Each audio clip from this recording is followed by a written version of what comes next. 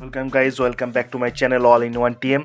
আজকে আমরা একটা নতুন ব্লগ নিয়ে আপনাদের সামনে উপস্থিত হয়েছি। আমার ব্লগ আজকে জয়চণ্ডী পাহাড় পর্যটন মেলা ও উৎসব। এখানে আমরা জানুয়ারির 5 তারিখে গিয়েছিলাম। সেই সময় এখানে মেলা চলছিল।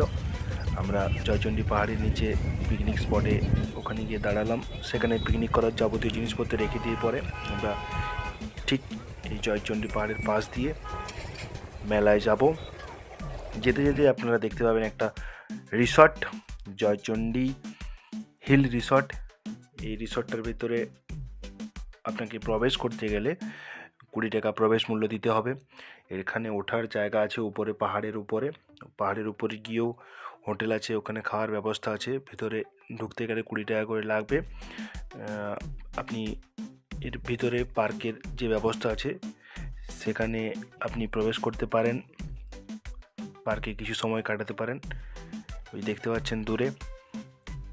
এখানে আমরা এই পার্ক থেকে বেরিয়ে এর পাশ দিয়ে রাস্তা যেটা চলে গিয়েছে জয়চণ্ডী মেলাতে এবং জয়চণ্ডী পাহাড়ে ওঠার রাস্তাতে, আমরা সোজা চলতে শুরু করলাম জয়চণ্ডী মেলার দিকে। সেই সময় অনেক ভিড় ছিল। আমার ভিডিওটা দিতে একটু লেট হলো যদিও, কিন্তু এটা 5 তারিখের ভিডিও। আমরা সোজা চলতে থাকলাম জয়চণ্ডী পাহাড়ের ওঠার রাস্তা দিকে এবং মেলা দিকে।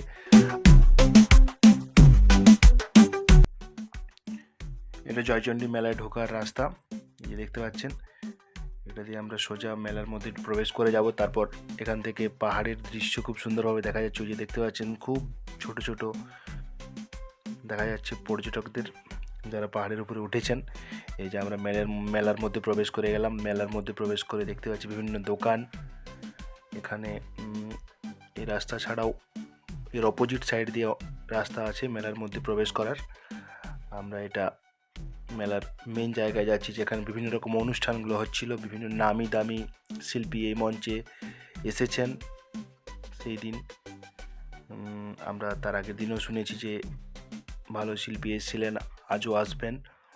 এরপর আজও আসবে বলতে 5 তারিখের কথা আমি বলছি। 5 তারিখে এখানে আবার নামি দামি শিল্পী কেউ আসবেন। এই যে মঞ্চটা, এটা হচ্ছে মেন মঞ্চ, জয়চণ্ডী পাহাড় পর্যটন উৎসব। এখান থেকে আমরা দেখতে পাচ্ছি।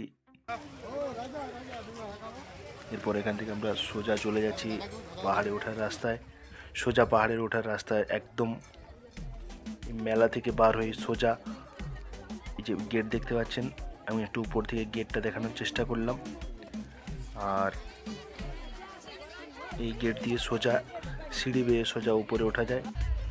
সামথিং 300-র উপর কিছু রাস্তা আছে, 300 সিঁড়ি উঠতে হয়, 320 এরকম কিছু একটা সিঁড়ি আছে। এটা হচ্ছে মেন রেলওয়েটা। এই যে এটা গেটটা দিয়ে প্রবেশ করতে হয় ভিতরে। এখান থেকে আমরা সোজা চলতে শুরু করব পাহাড়ের দিকে। এই যে আমরা চলতে শুরু করলাম, পাহাড়ে উঠতে শুরু করছি। আপনাদেরকে ভিডিওর মাধ্যমে দেখাচ্ছি।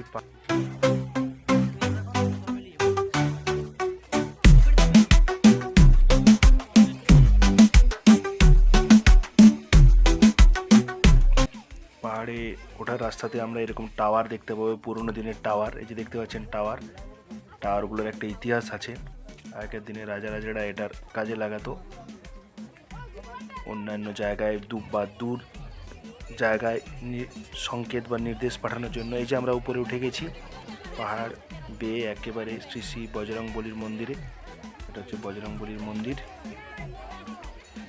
আর তার পাশেই আমরা আর একটু উঠেই শ্রী শ্রী জয়চণ্ডী মাতার মন্দিরে এলাম। এখানে ভেতরে মোবাইল দিয়ে ফটো তোলা নিষিদ্ধ ছিল, সেই জন্য আমি এখানে আপনাদেরকে বেশি ভেতরে ফটো দেখাতে পারবো না। জাস্ট বাইরে থেকে আপনারা একটু দেখুন। এখান থেকে বাইরের ভিউটা একটু দেখে নিন। উপরের যে ভিউটা, প্রচণ্ড ভিড় ছিল সেদিন, নামতে এবং উঠতে অনেকটা সময় লাগছে সবারই। এটা হচ্ছে মেন ভিউটা পাহাড়ের উপর থেকে। আপনাদেরকে পাহাড়ের উপর থেকে নিচের ভিউটা, যেখানে অ্যাকচুয়াল মেলাটা বসেছে, সেটা আপনাদেরকে দেখাই। দেখতে পাচ্ছেন নিচের মেলাটা, এটা হচ্ছে মেলা। এখানে আমরা কিছুটা সময় কাটালাম।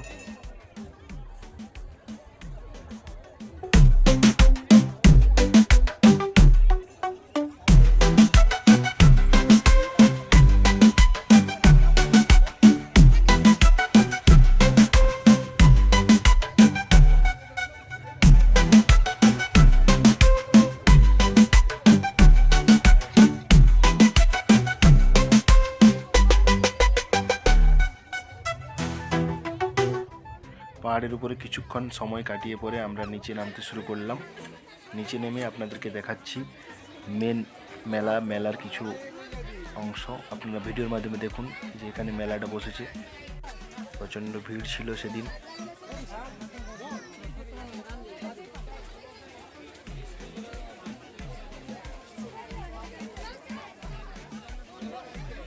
Thank you guys, thank you viewers.